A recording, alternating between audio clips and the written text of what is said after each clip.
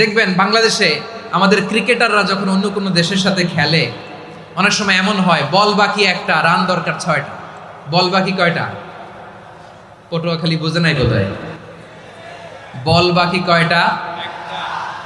Run দরকার।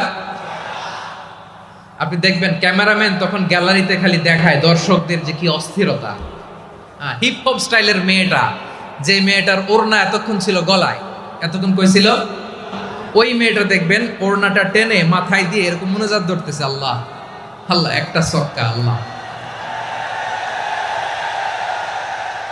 আল্লাহ, আমার লাল সবুজের পতাকারে তুমি অপমানিত কইরো না আল্লাহ, ইন্ডিয়ার সাথে আমাদের খেলা, আল্লাহ আল্লাহ, একটা ছক্কা, একটা একটা। পুরো পুরো খেলা জুড়ে এই মেয়ের ওড়না ছিল গলায়, কিন্তু যখন 1 বলে 6 রান দরকার, ওড়না চলে আসছে কোথায়? মাথায়। আবার মুনাজাত আছে না নাই? ঠিকই বাংলাদেশের দামাল ছেলে এমন এক শট মারলো, বল চলে গেল স্টেডিয়ামের বাইরে, ছক্কা, জিতে গেলাম আমরা। পুরো স্টেডিয়াম জুড়ে চিৎকার, হই হুল্লোড়, মৌজ মাস্তি।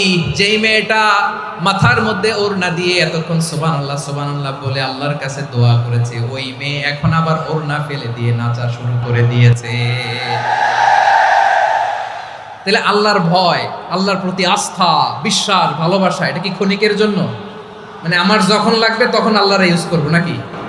হ্যাঁ, বিপদে আপদে, সুখের সময় দুঃখের সময়, সচ্ছল অসচ্ছল অবস্থায় বিশ্বাসীরা ভরসা রাখে একজনের উপর। চিৎকার করে বলো পটুয়াখালী তিনি কে?